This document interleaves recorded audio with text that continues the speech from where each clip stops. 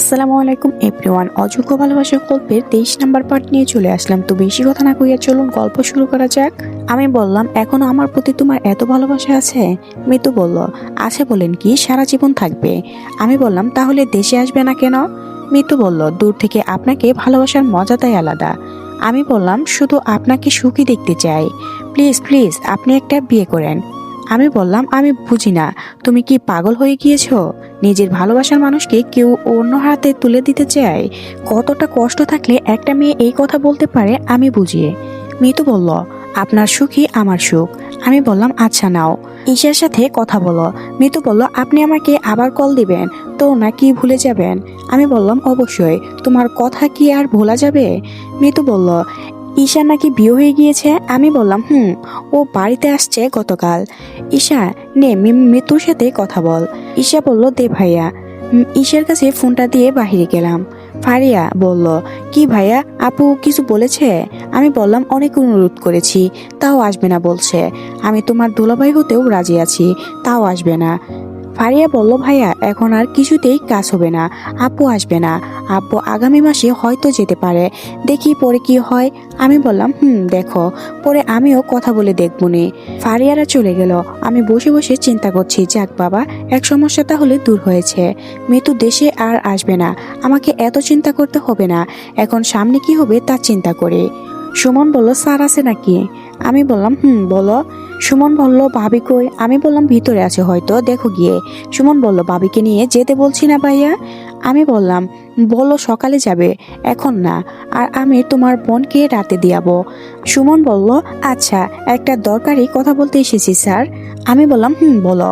সুমন বলল, আমি সবকিছু রেডি করে রাখছি স্যার। আমি বললাম, কি রেডি করে রাখার কথা বলছো?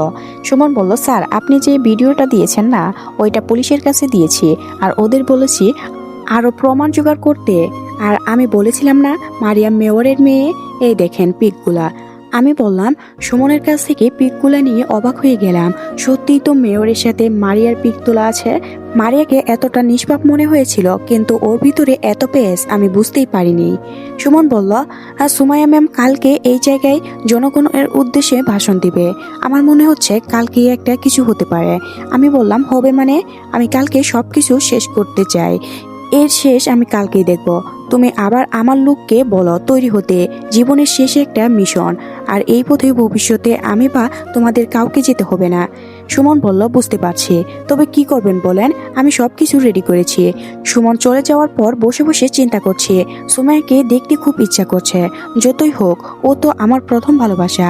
ঈশা বলল, ভাইয়া কি করছিস? আমি বললাম, এই তো বসে আছি। ঈশা বলল, মিতু কি বলল শুনলি? আমি বললাম, কি করব, ও অনেক অনেক অনুরোধ করেছি, তা বলে নাকি দেশে ফিরে আসবে না। ঈশা বলল, আমিও বলেছি ভাইয়া, কিন্তু এক কথায় দেশে আসবে না সে। আমি বললাম, বাদ দে তো ওর কথা, ও মনে হয় পাগল হয়ে গিয়েছে। আমি বললাম, আমি মিতুকে বলেছি তুমি দেশে আর নামতেই আমি তোমাকে বিয়ে করে বাড়িতে ফিরে আসবো। বেচারি তাও আসবে না, আমি আর কি করতে পারি বল? ঈশা বলল, ওর কথা এখন বাদ দে তো, এখন বল তোর জন্য একটা বউ দেখতে হবে। ঈশা বলল, যা ভাইয়া, কি যে বলিস না, আমার তো বিয়ে হয়েছে, আমি কি আর এখন ছোট আছি নাকি? আমি বললাম, তুই আমার কাছে সেই দিনের পিছিয়ে একটা মেয়ে। ঈশা বলল, ভাইয়া এভাবে আর কতদিন থাকবি বল একা একা? আমি বললাম, বিয়ে করব তো, দেখি সামনে কি আছে। ঈশা বলল, তোর দুলাভাই বলেছিল তোকে জানি কোথায় একটা ভালো মেয়ে দেখেছে তোর জন্য। আমি বললাম, এসব খবর আমাকে দিস না, আমি এসব মেয়েটি দেখতে পারবো না। ঈশা বলল, দূর ভাইয়া, আমি তোরে বলে বোঝাতে পারবো না, আম্মু তো এখন বুড়ো হয়ে যাচ্ছে না। আমি বললাম, বয়স তো হচ্ছে, তো বুড়ো হবেই। ঈশা বলল, আম্মু চাই এখন কি জানিস, তোর নাতির সাথে খেলা করতে, এখন বুঝলি? আমি বললাম, বোন তোর বুদ্ধি দিতে হবে না। ঈশা বলল, ভালো করার দাম নেই, বুঝবি বুঝবি। আমি বললাম, তোর ভালো কথা তুই রাখ, খালি বিয়ে বিয়ে করিস। বুঝি না রে বোন, তুই বিয়ে খেতে চাস নাকি আমাকে বিয়ে করাতে চাস?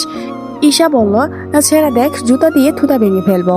ঈশার কথা শুনে হাসতে লাগলাম। আমার হাসি দেখে মিলেও হাসতে লাগলো। সকালে রেডি হয়ে রুম থেকে বাহির হলাম। সুমন বলল, স্যার সবকিছু রেডি।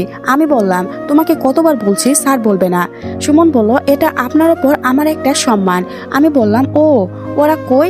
সুমন বলল সবাই বাহিরে দাঁড়িয়ে আছে আর পুলিশদের সাহায্য করতে হবে, আমাদের ওদের ধরিয়ে দিতে হবে, আর এই মিশনে পুলিশও থাকবে আমাদের সাথে। আমি বললাম যাক, তাহলে একটু ভালোই হয়েছে, এত টেনশন আমাদের নিতে হবে না। সুমন বলল স্যার চলেন। সবাইকে নিয়ে রওনা দিলাম। সুমন যেখানে বলেছে সেখানে এসে দেখি জনগণ আছে, কিন্তু মন্ত্রী নেই। আমি বললাম কি সুমন, সুমাইয়া কই? সুমাইয়াকে তো দেখতে পাচ্ছি না। সুমন বলল স্যার আমি তো জানি ম্যাম আজকে ভাষণ দিবেন এখানে, কিন্তু কিছুই তো বুঝতে পারছি না। আমি বললাম তাড়াতাড়ি ওদের বাড়ির দিকে গাড়ি রওনা দাও। জি স্যার। সুমাইয়ার বাসার ভিতরে গিয়ে দেখি আন্টিকে একটা চেয়ারে বেঁধে রেখেছে আর মুখ বন্ধ করে রেখেছে। আমি তাড়াতাড়ি সবকিছু খুলে ফেললাম। আন্টি আমাকে জড়িয়ে ধরে কান্না করছে। আন্টি বলল বাবা আমার মেয়েকে বাঁচাও প্লিজ, ওরা আমার মেয়েকে তুলে নিয়ে গিয়েছে। আমি বললাম কার কথা বলছেন? আন্টি বলল সেটা বলতে পারবো না, কতগুলো ছেলে এসে আমার মেয়েকে আর মারিয়াকে তুলে নিয়ে গিয়েছে আর আমাকে এখানে বেঁধে রেখে গিয়েছে, যাতে আমি বাইরে কারোর সাথে কথা বলতে না পারি। আমি বললাম সুমন। সুমন বলল জি স্যার, জি স্যার। আমি বললাম তোমাকে বলছি সব খবর রাখতে, আর তুমি কি করলে? সুমন বলল স্যার আমি জানতাম না। আমি বললাম আন্টি সুমাইয়া আর মারিয়ার ফোন নম্বর দিন। আন্টির নম্বর দেওয়ার পর আন্টি বলল বাবা আমার মেয়ের তো কিছুই হবে না। আমি বললাম আমি থাকতে ওর কিছু হতে পারে না আন্টি, আপনি চিন্তা করবেন না, আপনি থাকেন আমি যাই, আর চিন্তা করবেন না। সুমন পুলিশকে বলো ওদের লোকেশন ট্যাগ করুক। সুমন বলল জি স্যার। আমরা গিয়ে গাড়িতে বসলাম। অনেকক্ষণ পর সুমন এসে বলল স্যার লোকেশন তো এই জায়গায় বলছে। আমি বললাম তাহলে অপেক্ষা কার জন্য করছো, তাড়াতাড়ি চলো। দেখতে দেখতে আমরা একটা জঙ্গলের ভিতরে চলে এলাম। সুমন বলল স্যার গাড়ি আর ভিতরে যাবে না। আমি বললাম আর কত দূর? সুমন বলল এই তো একটু সামনে। আমি বললাম চলো চলো তাড়াতাড়ি। লোকেশন অনুযায়ী এসে দেখি ওইখানে কিছুই নেই। আমি বললাম এখানে তো কিছুই দেখতে পাচ্ছি না সুমন। সুমন বলল কিন্তু স্যার লোকেশন তো এখানেই দেখা যাচ্ছে। আমি বললাম সবাই খুঁজো, এখানেও কোথায় আছে ওরা। অনেক খোঁজাখুঁজির পরও পেলাম না। হঠাৎ একটা আলো চোখে এসে পড়ল। আমিও আলোটা পিছল পিছল যেতে লাগলাম, কিন্তু আলোটা একটু সামনে এসে থেমে গেল। সামনে অনেক ঝুপঝাপ। সুমন বলল স্যার সামনে তো আর যাওয়া যাবে না স্যার। আমি বললাম সামনে ওগুলো হালকা করে সরাও তো, আমার মনে হচ্ছে এখানে কিছু আছে। সুমন আমার কথা মতো সামনে হালকা হাত দিয়ে সরাইতেই সুমন বলল স্যার দেখুন দেখুন এখানে তো সামনে যাওয়ার রাস্তা। আমি বললাম আমাদের দেরি করা ঠিক হবে না। আমি রাস্তা দিয়ে ঢুকে দৌড়াতে লাগলাম। সামনে একটা বিশাল বাড়ি দেখতে পেলাম। সুমন বলল স্যার আমরা কি আক্রমণ করে ফেলবো? আমি বললাম আমরা এখানে লোক অনেক কম, আমাদের তুলনায় মনে হচ্ছে ওদের লোক বেশি, তুমি পুলিশকে আসতে বলো। সুমন বলল স্যার পুলিশ আসছে তো। আমি বললাম আমি ভিতরে যাচ্ছি, ভিতরে সবকিছু বুঝে যখন বলবো আমি অ্যাটাক করতে তখন অ্যাটাক করবে। সুমন বলল কিন্তু আপনার কিছু হয়ে গেলে স্যার? আমি বললাম আমার কিছু হবে না, চিন্তা করো না, আর আমিও যদি মারা যাই তাহলে তুমি কাউকে ছাড়বে না, আর সুমাইয়ার যাতে কিছু না হয় মনে রাখো। সুমন বলল জি স্যার। আমি বললাম আর তোমরা লুকিয়ে পড়ো, আমি ভিতরে গেলে হয়তো ওরা তোমাকে খুঁজতে পারে, আর আমার সাথে ক্যামেরা আছে, চিন্তা করো না। আমি দরজা খুলে ভিতরে গেলাম। দেখি সুমাইয়ার মুখ দিয়ে রক্ত পড়ছে আর মারিয়ার হাতে একটা রড, আর তার বাবা ভাই পাশে দাঁড়িয়ে আছে। মারিয়া বলল আরে রনি সাহেব যে, এতদিন পর আপনাকে দেখে খুব ভাল লাগছে। সুমাইয়াকে কোনো কথা বলতে পারছে না, দেখে মনে হচ্ছে ওকে অনেক অত্যাচার করেছে। আমি বললাম তুই এভাবে বেমানি করতে পারলি? মেয়র বলল এই সব খেলাটা তো আমি খেললাম, সেই দিন তোর ইচ্ছা করে সবকিছু বললাম, কেন জানিস? যাতে তুই রেকর্ড করতে পারিস, আর তুই সুমাইয়ের সাথে থাকলে আমি কিছুই করতে পারবো না, তাই আমি আর আমার মেয়ে মিলে এই খেলাটা খেললাম, কেমন হলো? আমি বললাম প্লিজ মারিয়া তুই সুমাইয়াকে ছেড়ে দে, কথা দিচ্ছি ও আর কোনো নির্বাচন করবে না। মারিয়া বলল তোর কি মনে হয় এত কষ্ট করে এখানে আনছি কি মাফ করার জন্য? তবে এখন মেরে খুব মজা পাবো, সাথে প্রেমিক পুরুষ আছে, আর তুই এত চালাক আমি জানি, এখানে তুই এসেই পড়বি। আমি বললাম আমাকে তুই চিনিস না রে। মারিয়া বলল আমি কি করতে পারি তোর ধারণাই নেই। মেহেদি বলল আরে চুং চাং চুং। মেয়র হু হা বাবা চুং চাং চুং।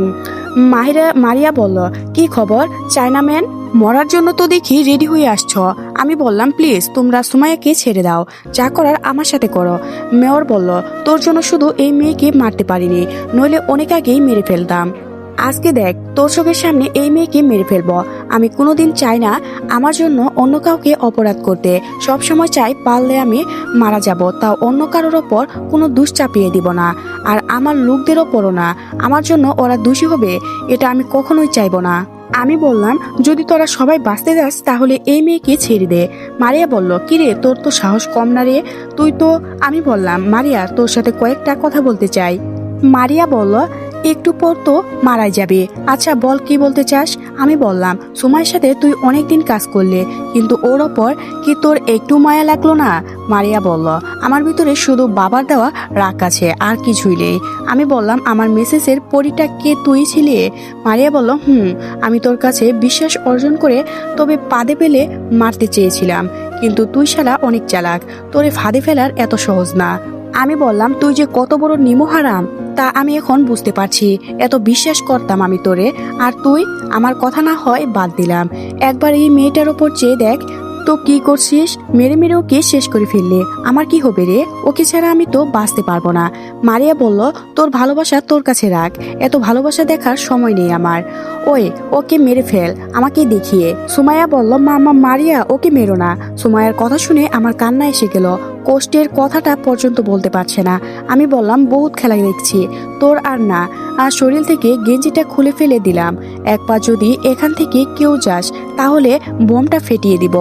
আমার বুকে আগে থেকে একটা বোম নিয়ে আসছি, আমি জানি এমন কিছু হতে পারে। বুক থেকে বোমাটা হাতে নিতে নিতে মারিয়া বলল, মারিয়া এই না না না, এমন করিস না, তাহলে তুই সহ আমরা সবাই মারা যাব। আমি বললাম, সুমন জুড়ে ডাক দিলাম। সুমন বলল, জি স্যার, সবকিছু রেডি, ওদেরকে আমরা মেরে ফেলবো। সবাই বাইরে বন্দুক নিয়ে দাঁড়িয়ে আছে। আমি বললাম, ওদের কাউকে বাঁচিয়ে রাখতে চাই না আমি, তুমি এখান থেকে সুমাইয়াকে নিয়ে যাও। সুমন বলল, না স্যার, আমি এমন হতে পারি না, এটা হলে আপনি মারা যেতে পারেন। আমি বললাম, আমার জীবন নিয়ে তোমার চিন্তা করতে হবে না, শুধু আমার আম্মুকে একটু দেখে রাখো। সুমন বলল, কেঁদে দিল, স্যার এমন করবেন না প্লিজ। আমি বললাম, আমার হোমওয়ার্ক মানো, যা বলছি তাই করো। সুমন নিয়ে যাও। সুমন গিয়ে সুমাইয়াকে বাঁধনগুলো খুলে দিয়ে নিয়ে যাচ্ছে। সুমাইয়ার চোখ দিয়ে পানি পড়ছে। হালকা জোর করে আমার কাছ দিয়ে যখন যাবে আমাকে জড়িয়ে ধরল। সুমাইয়া তো বলল, তো তোমাকে ছাড়া আমি বাঁচতে পারবো না, এমন করিও না। আমি বললাম, আমার কপালে হয়তো এমন লেখাই ছিল, আমি আর তোমাকে মিথ্যা কথা বলতে চাইনি। একটা মিথ্যা কথার বলার কারণে আজকে আমি তোমার থেকে অনেক অনেক দূরে। আর না, সুমন নিয়ে যাও, আর দরজাটা বন্ধ করে দাও বাহির থেকে। সুমাইয়া বলল, এমনটা করতে পারো না তুমি। আজকের গল্পটি এ পর্যন্ত শেষ হয়ে গেল। পরবর্তী পার্ট আগে আগে পেতে এই চ্যানেলটি সাবস্ক্রাইব করে রাখবেন। ধন্যবাদ সবাইকে, ভালো থাকবেন।